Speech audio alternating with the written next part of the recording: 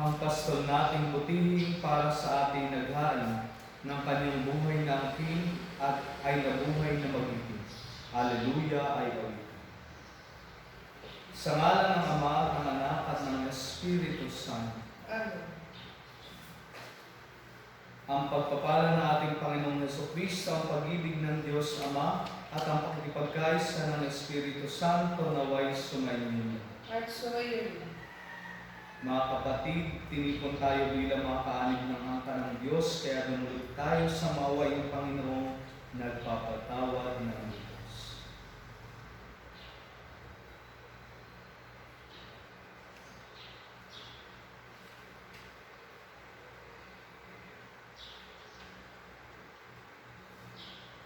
Sinubong tagapagpagaling sa mga nagsisisi, Panginoon, kaawaan mo kami. Panginoon, kaawaan mo kami. Dumating na tagapag-anyayang mga makasalanay magsisi, Kristo, kaawaan mo kami. Kristo, kaawaan mo kami.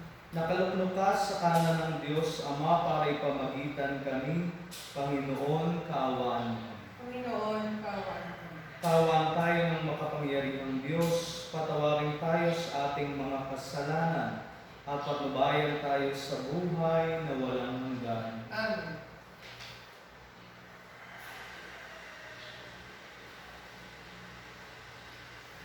Manalangin tayo.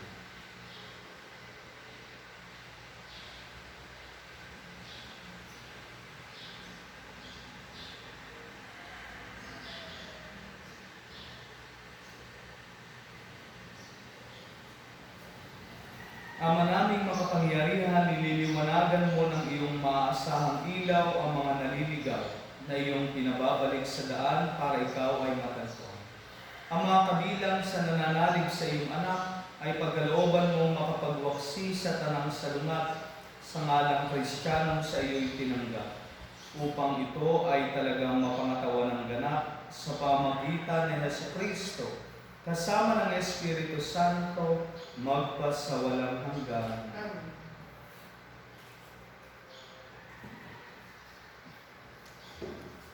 Pagbasa mula sa mga gawa ng mga apostol.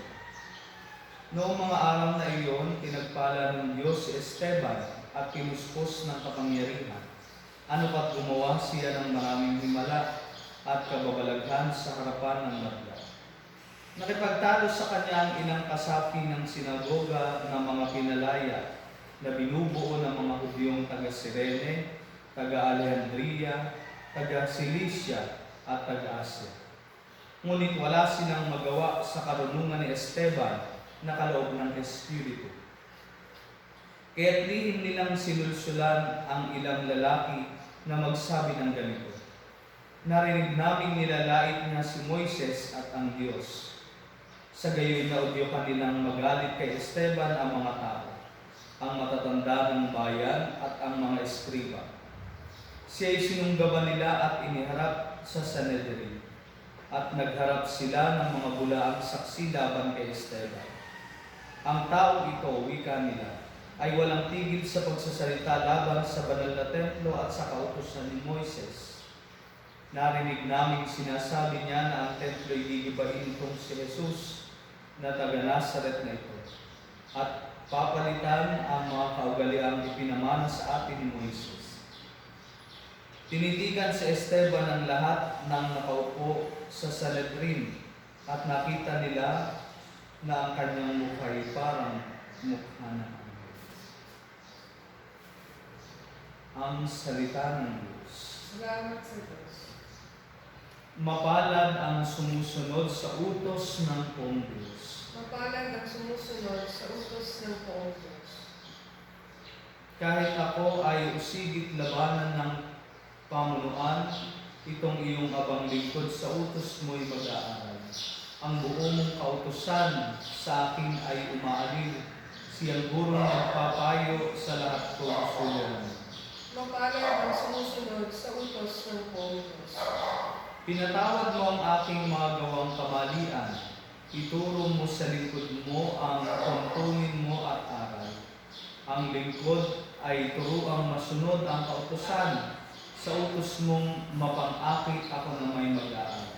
Mapalad ang sumusunod sa utos ng Pontius. Sa landas na di matuwid, huwag mo akong babayaan. Pagkat ikaw ang mabuti, ituro ang iyong aral. Ang pasya ko sa sarili, ako'y maging masunurin. Sa batas mo ang pansin ko ay doon ko ibabalik. Mapalad ang sumusunod sa utos ng Pontius. Aleluya, aleluya. Ang tao ay nabubuhay sa salita ng may kapal na pagkain kanyang bigay. Aleluya, aleluya. Sumainyo ang Panginoon. At sumayon, Ang mabuting balita ng Panginoon ayon kay San Juan. magpuri sa iyo, Panginoon.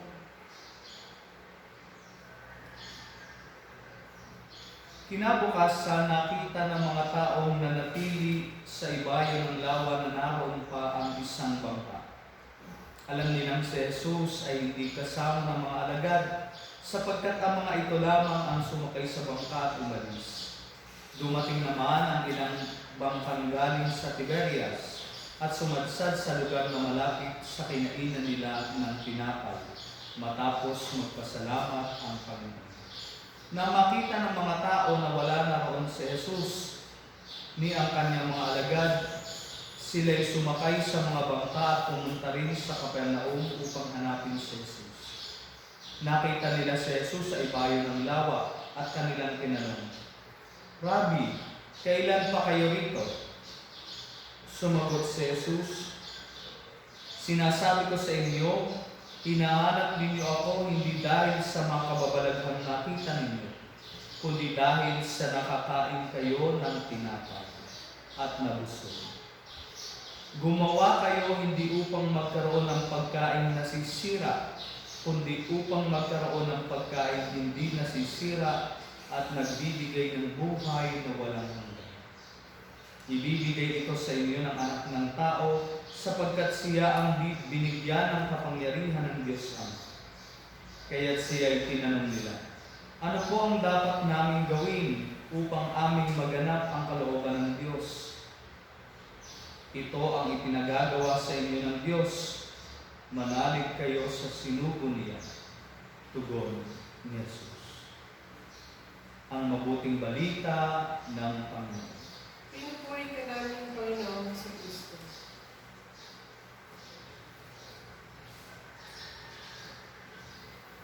Magandang umaga po muli sa ating lahat. Tayo po ay patuloy pa rin nagsasagawa ng ating banal na misa via online recording. At makikita natin na ito ay ating patuloy na isinasagawa upang maramdaman nating mga mananampalataya ang presensya pa rin ng ating Panginoon sa ating mga sarili-sariling tahanan. Ngayon po ay Lunes na ng ikatlong linggo ng muling pagkabuhay.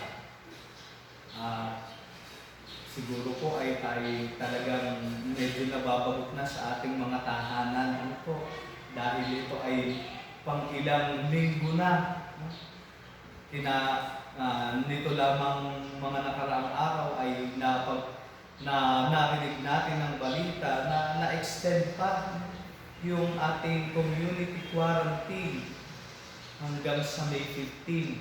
Kaya naman patuloy pa rin ang ating pagpanalangin at pagninilay upang ang mga panahon ito ay hindi masayang kung hindi tunay na maging oportunidad para sa atin upang palalimin pa ang ating pananampalataya. Narinig natin sa ating ebanghelyo na mismong binanggit ni Jesus, gumawa kayo hindi upang magkaroon ng pagkain na sisira, kundi upang magkaroon ng pagkain hindi nasisira at nagbibigay ng buhay na walang hanggan. Ang parte pong ito ng Ebanghelyo ni San Juan ay simula na nung tinatawag nating Bread of Life Discourse. Ito ay introduction, nung medyo mahaba na ating pagninilay tungkol kay Jesus bilang tinapay na bigay ng Diyos, bilang tinapay na inialay para sa ating kaligtasan. At makikita natin kung papaanong si Jesus ay nag-alay ng kanyang buhay para sa atin. Tayo ay nangangailangan ng nutrisyon sa ating katawan, bagamat alam din natin na kailangan ito ng ating kaluluwa. At sa maraming pagkakataon, ano nga ba ang inaasahan natin? Hinihingi natin ang ating inaasahang makuha mula sa Diyos. Narinig natin sa ating ebanghelyo kung paanong pinagsabihan ni Jesus yung mga sumusunod sa Kanya. Dahil sinusundan nila sa Jesus, bubuntot-buntot sila kay Jesus. Hindi dahil sa mga dakilang bagay at himalang Kanyang ginawa, kundi dahil sa sila ay nakakain ng tinapay at nabusog. Sapagkat kung ating nga po matatandaan, ito yung tagpo nung matapos magpakain ni Jesus ng ilang libong tao. At dito ay makikita natin ano ba yung inaasahan nila kay Jesus. Ito ba ay satisfaction, consolation, yung pagpupuno sa kanilang mga pisikal, pangangatawan na pangangailangan, gutom, o inspirasyon, ang pagpuno sa kanilang kaluluwa, ang pagpuno sa kanilang espiritual na pangangailangan. At ito rin po mga kapatid, ang makikita natin sa ating unang pagbasa. Narinig natin itong si Esteban na tinutuligsan ng mga Pariseyo at mga matatanda ng bayan. Dahil siya ay hindi puspos lamang ng pisikal na kabusugan, kung hindi ng espiritual na kabusugan. At ito po ay makikita natin sa kanyang pakikipagtunggalian ng kaisipan sa mga Pariseyo. Sabi nga doon, walang makasabay sa karunungan ni Esteban, sapagkat siya ay puspos ng Espiritu. At ito po mga kapatid ang panawagan din sa bawat isa sa atin. Tayo ngayon, sabi ko nga kanina, ay patuloy pa rin na nagninili at nagdarasal sa ating mga tahanan. At sa ating pagkakilala kay Jesus na muling nabuhay, ano ba ang ating pangunahing panawagan sa Kanya? Siguro po tayong lahat ngayon ay bat-bat din ng pangamba. Hindi na tayo nakakapagtrabaho, pero kailangan dire-diretso ang gastos. Paano kaya tayo magsusurvive ng another 2 weeks? Paano na lamang yung mga pamilya, mga tao na walang naipon? Paano kaya sila? Pero makita nawa natin mga kapatid, na ang paghahanap natin sa ating Panginoong Diyos ay hindi lamang upang mabigyang katugunan ang ating pisikal na pangangailangan, kung hindi higit sa lahat yung ating spiritual na pangangailangan. Nawa, tumawag tayo kay Jesus, hindi lamang upang magkaroon ng satisfaction, higit sa lahat upang magkaroon tayo ng inspiration. Kaya nga, ito yung maaari nating makuha sa patuloy nating pagsubaybay sa ating mga misa. Dahil dito ay matatanggap natin si Jesus, hindi man physically sa ating pagtanggap sa Kanya sa banal na Eucharistia, kung hindi sa ating pakikipag-ugnayan sa Kanya, patuloy pa rin pakikipag-ugnayan sa pamagitan ng espiritual na presensya ni Jesus sa atin. Nawa makita natin ang kahalagahan ng Eucharistia higit sa lahat sa ating buhay sa ngayon. Upang ito ay makapagbigay sa atin hindi lamang ng physical na kabusugan, higit sa lahat ng spiritual na kabusugan. Upang mapaglabanan at mapagtagumpayan natin ang lahat ng ating pinagdadaanan sa ngayon. Pagpalain po. Oratio Imperata laban sa paglaganap ng COVID-19. Diyos, Ama namin, lumalapit kami sa iyo para sa aming kahilingan na kami ay iyong proteksyonan laban sa COVID-19 na kumitinla ng maraming buhay at nakaapekto na sa sangkatauhan. Nananalangin kami para sa iyong biyaya, para sa mga taong inatasan na pag-aralan ng kalikasan at ang sanhi ng virus na ito. Gayon din upang mapahinto ang patuloy nitong paglaganap. Gabayan mo po ang mga inatasang mga laga sa kalusugan na kanila nawang magampanan ang kanilang tungkulin na muhusay at may malasakit. Gabayan mo po ang mga kawani ng pamahalaan at ang mga nasa pribadong institusyon sa kanilang paghahanap ng lunas upang masugpo ang pandemya ito. Ipinapanalangin namin ang lahat ng mga naapektuhan. Nawa ay hilungin mo po ang kanilang karamdaman. Ipagkaloob mo po nawa sa amin ang iyong biyaya upang kami ay patuloy na makagawa ng kabutihan para sa lahat at makatulong sa lahat ng nangangailangan. Ipinapanalangin po namin ito sa pamamagitan ng aming Panginoong Jesucristong iyong anak na nabubuhay at naghahari kasama ng Espiritu Santo magpasawalang hanggan. Amen. Maria, aming ina at tulong ng mga Kristiyano. Panalangin mo kami. San Rafael, Arcangel. Panalangin mo kami. San Roque.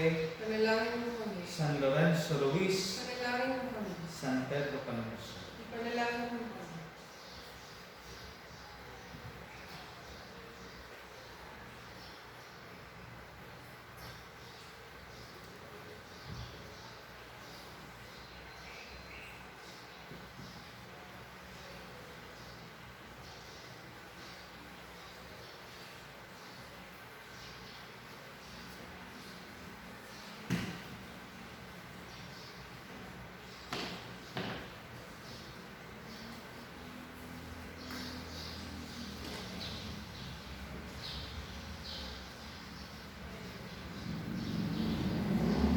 Kapuri-puri ka Diyos sa mga lumikha sa sanlibutan sa iyong pagandang loob narito ang aming mayaalay.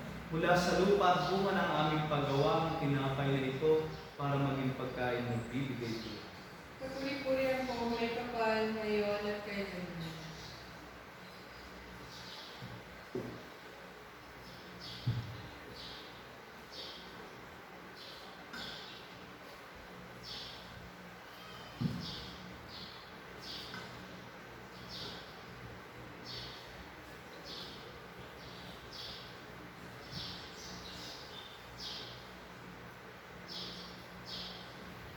Kapuri-puri ka Diyos sa mga lumikha sa sanlibutan sa iyong pagandang loob narito ang aming mayaalay. Mula sa katas ng ubas at bunga ng aming paggawa, ang alak na ito para maging inumin nagbibigay ng iyong Espiritu. Kapuri-puri ang pangumay kapal ngayon at kailanman.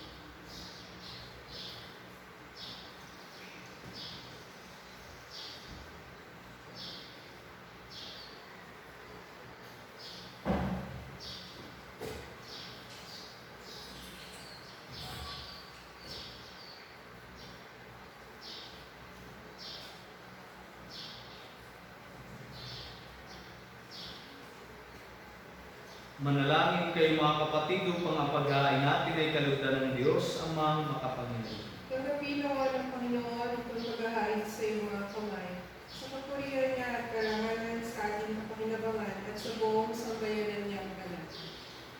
Ama naming lumikha, pakiatin mo sa iyong piling sa kalangitan ang aming mga panalangin, kalakip ng haing mga alay, upang ang mga pinagindapat mong gawing dalisay ay maging marapat na makasalo sa pigil ng iyong pagmamahal. Sa pamamagitan ni Jesucristo, kasama ng Espiritu Santo, magpasawalang hanggan. Amen. Sumainyo ang Panginoon. At sumayoy. Itaas sa Diyos ang inyong puso at diwa. Inaasa namin sa Panginoon. Pasalamatan natin ang Panginoong ating Diyos. Marapat na siya ay pasalamatan. Ama naming makapangyarihan, tunay nga marapat na ikaw ay aming pasalamatan. Ngayon pinagdiriwang ang paghahain ng Mesiyas, Ama mong tupa na tumubos sa aming lahat. Naghahain walang humpay ang anak mong minamahal upang magkasalo-salo ang tanan sa piging ng iyong buhay. Hindi na mamamatay ang inihain sa krus. Ang sa krus ipinako'y buhay dati bilang handog. Kaya kaysa ng mga anghel na nagsisiawit ng papuri sa iyo nang walang humpay sa kalangitan, kami nagbubunyig sa iyong kadakilaan. Santo, Santo, Santo, Panginoong Diyos ng mga upo, napupuno ang langit at lupa ng kadakilaan mo. Hosana sa kaitaasan. Pinagpala ang palilito sa ngalan ng Panginoon.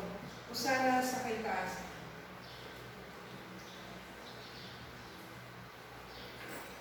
Ama naming banal, ikaw ang bukal ng tanang kabanalan. Kaya't sa pamagitan ng iyong Espiritu, gawin mong banal ang mga kaloob na ito upang para sa aming maging katawan at dugo ng aming Panginoong Jesucristo. Bago niya pinagtiis ang pusang loob na maging handog, hinawakan niya ang tinapay. Pinasalamatan kaniya. Pinaghati-hati niya iyon. Iniabot sa kanyang mga alagad at sinabi, tanggapin ninyong lahat ito at kanin. Ito ang aking katawan na iahandog para sa inyo.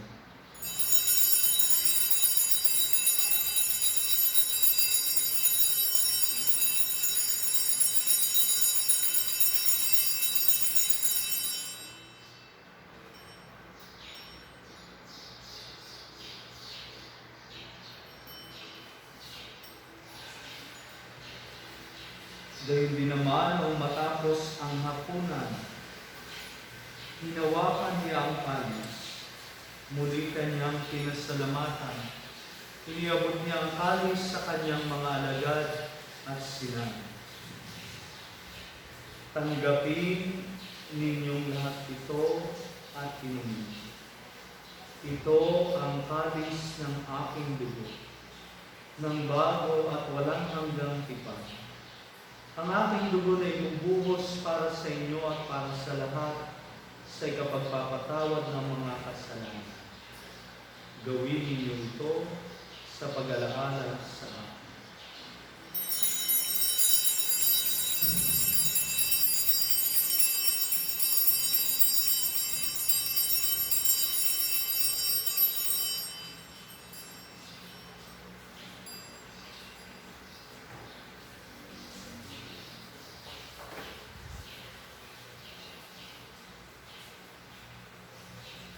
Ipagbunyi natin ang misteryo ng pananampalataya.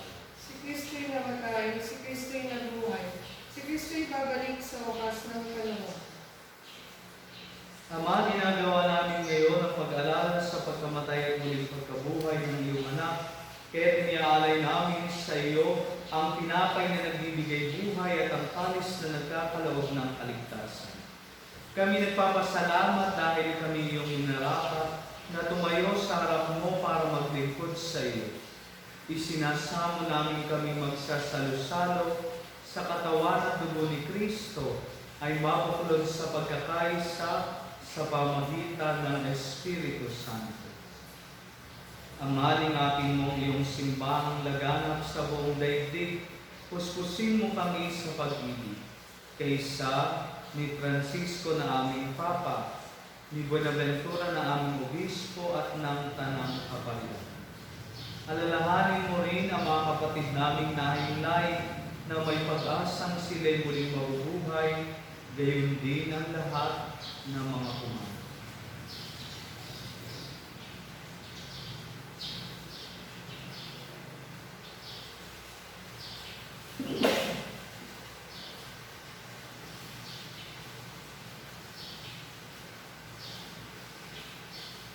Kawan mo sila at patuloyin sa iyong kaliwanagan. Kawan mo at pagindapating kaming lahat na makasalo sa iyong buhay na walang wakas. Kaysa ng mahal na Birheng Maria, ang Ina ng Diyos. Kaysa ni San Jose ang kanyang kalinis-linis ang esposo. Kaysa ng mga apostol, ni San Santiago na ating patron at ng lahat ng mga banal na namuhay dito sa daigdig ng kalugod-lugod sa iyo. May pagdiwang nawa namin ang pagpupuri sa ikararangal mo sa pamagitan ng iyong anak na aming Panginoong Jesucristo.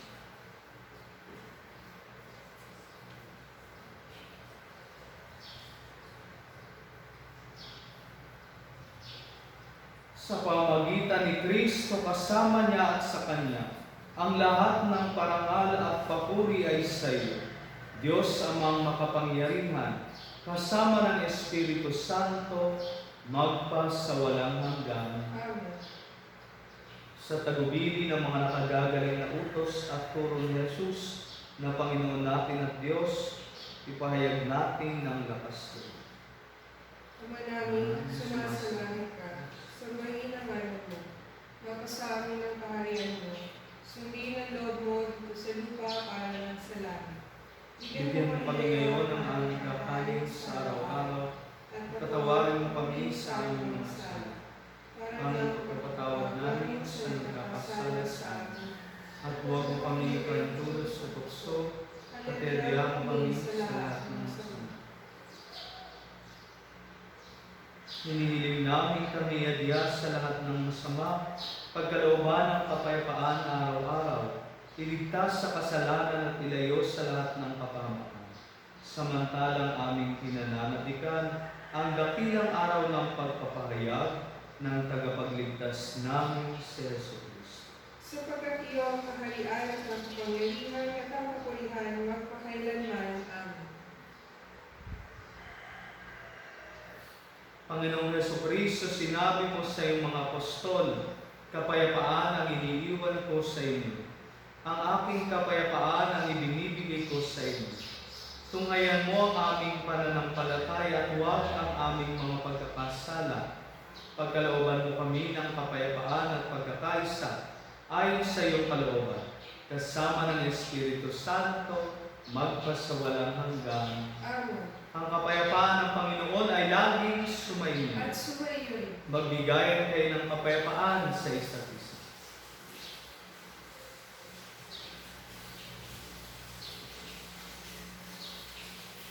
Kordero ng Diyos na nagalit sa mga kasalanan ng sanlibutan, maawa ka sa akin.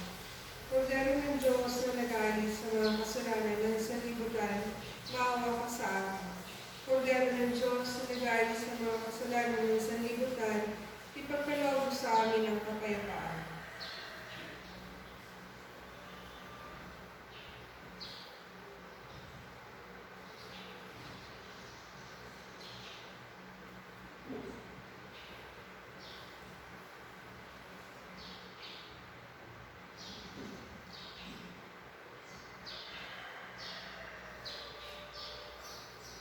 Ito ang kordero ng Diyos, itong nag-aalis ng mga kasalanan ng sanlibutan.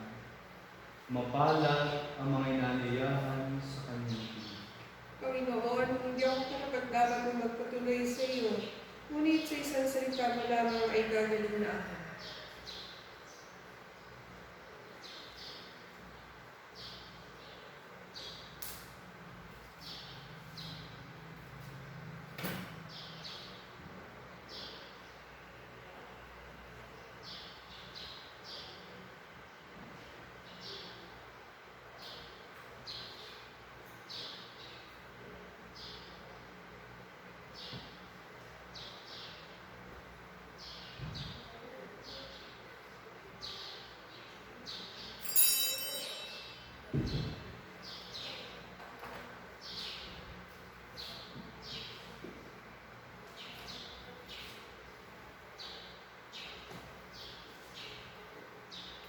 Akin ngayong iniwan, sa inyo'y binibigay ang aking kapayapaang di galing sa sanlibutan.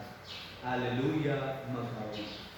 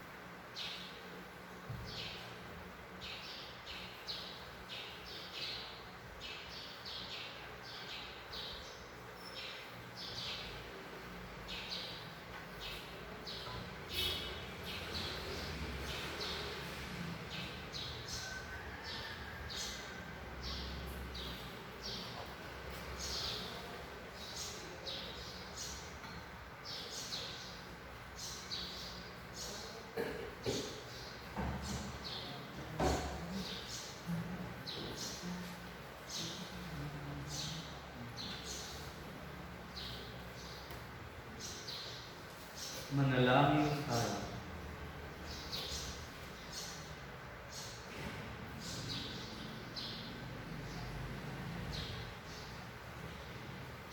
Ama naming mapagmahal, kaming pinapagsalo mo sa pagkabuhay ng iyong anak, ay papakinabangin mong lagi sa kanyang lakas, bilang bungang masagana ng dulot mong pagliligtas. Sa pamagitan niya kasama ng Espiritu Santo, magpas sa walang hanggan. Amen. Sumainyo ang Panginoon, At sumayon. at away pagpalain kayo ng ating dakila at makapangyarihang Diyos, Ama at Anak at Espiritu Santo. Amen. Tapos na ang ating pagdiriwang. Humayo kayo sa kapayapaan ni Kristo. Alleluia, alleluia. Salamat sa Diyos. Alleluia. Alleluia.